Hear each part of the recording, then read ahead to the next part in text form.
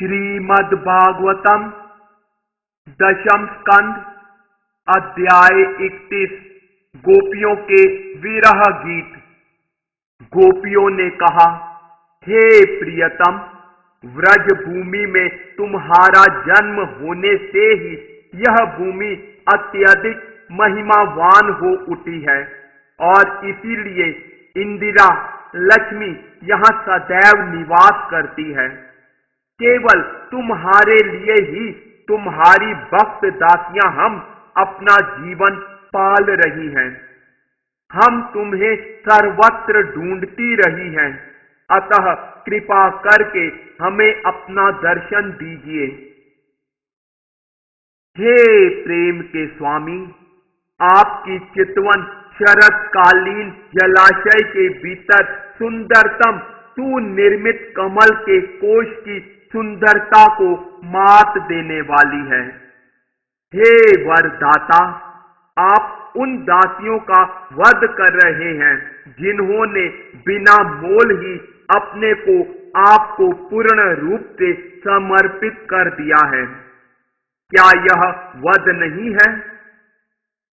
हे पुरुष श्रेष्ठ, आपने हम सबों को विविध प्रकार के संकटों से, यथा विषैले जल से, मानव बख्शी भयंकर अघासुर से, मूसलाधार वर्षा से, तृणावर्त से, इंद्र के अग्नितुल्य वज्र से, वृषासुर से तथा मय दानव के पुत्र से बारंबार बचाया है।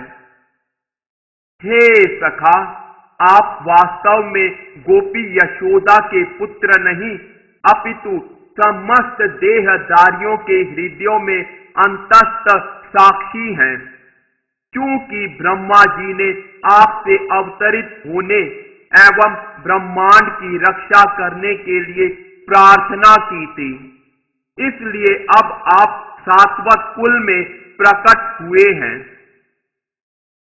हे वृषणी श्रेष्ठ, लक्ष्मी जी के हाथ को थामने वाला आपका कमल सदृश हाथ उन लोगों को अभय दान देता है जो भवसागर के भय से आपके चरणों के निकट पहुंचते हैं।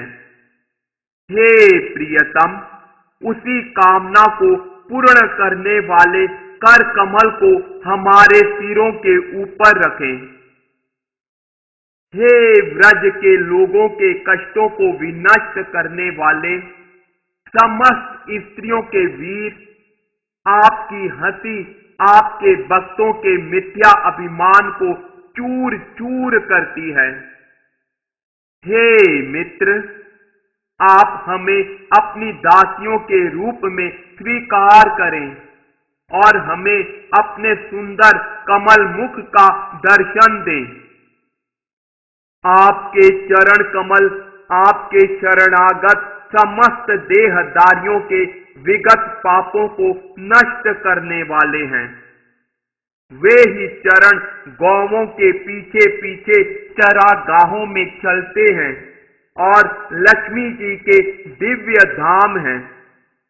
क्योंकि आपने एक बार उन चरणों को महासर्प कालिय के फनों पर रखा था, अतः अब आप उन्हें हमारे स्तनों पर रखें और हमारे हृदय की काम वासना को छिन्न भिन्न कर दें।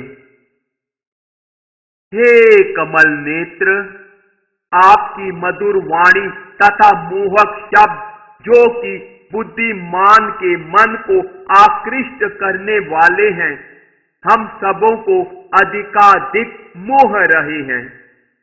हमारे प्रिय वीर, आप अपने होठों के अमृत से अपनी दासियों को पुनरुज्जीवित कर दीजिए। आपके शब्दों का अमृत तथा आपकी लीलाओं का वर्णन इस भौतिक जगत में कष्ट भोगने वालों के जीवन और प्राण है। विद्वान मुनियों द्वारा प्रसारित ये कथाएं मनुष्य के पापों को समूल नष्ट करती हैं और सुनने वालों को सौभाग्य प्रदान करती हैं।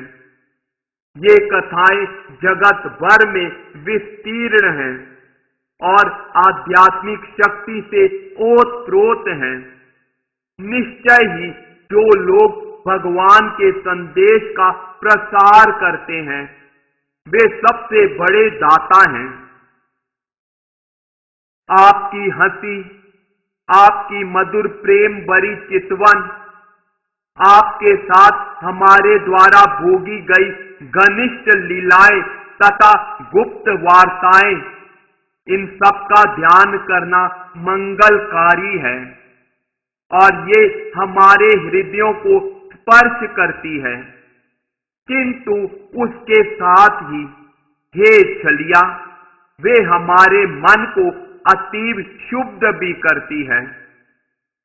हे स्वामी, हे प्रियतम, जब आप गांव छोड़कर गौवें चराने के लिए जाते हैं तो हमारे मन इस विचार से विचलित हो उठते हैं कि कमल से भी अधिक सुंदर आपके पांवों में अनाज के नोकदार छिलके तथा घास फूस एवं पौधे चुभ जाएंगे।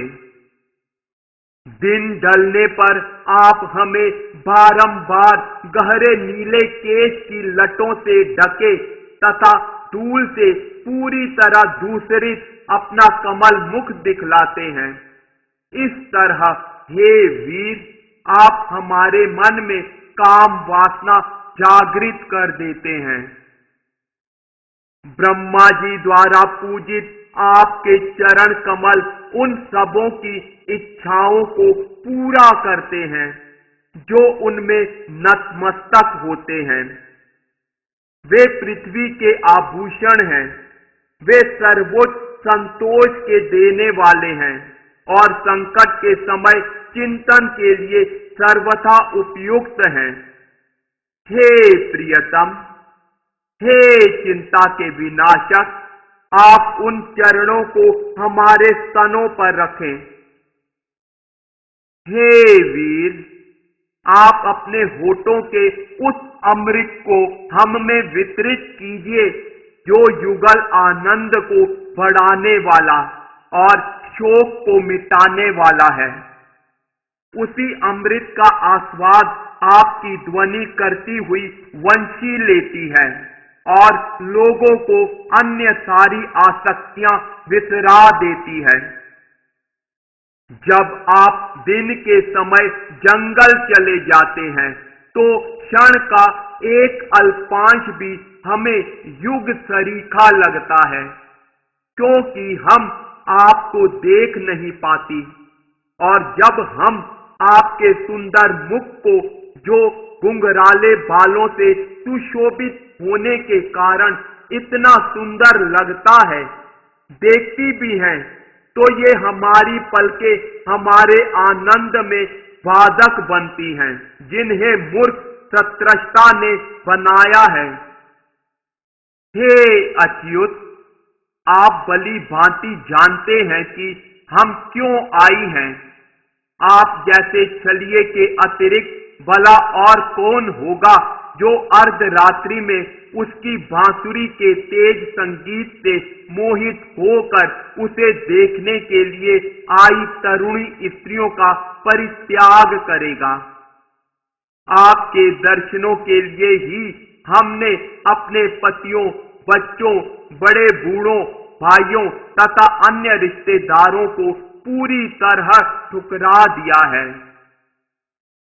जब हम आपके साथ एकांत में हुई घनिष्ठ वार्ताओं का चिंतन करती हैं, तो अपने हृदयों में कामोदय अनुभव करती हैं और आपकी हंसमुख आकृति, आपकी प्रेममयी चितवन तथा आपके चौड़े सीने का जो कि लक्ष्मी का वास स्थान है, स्मरण करती हैं, तब हमारे मन बारंबार मोहित हो जाते हैं।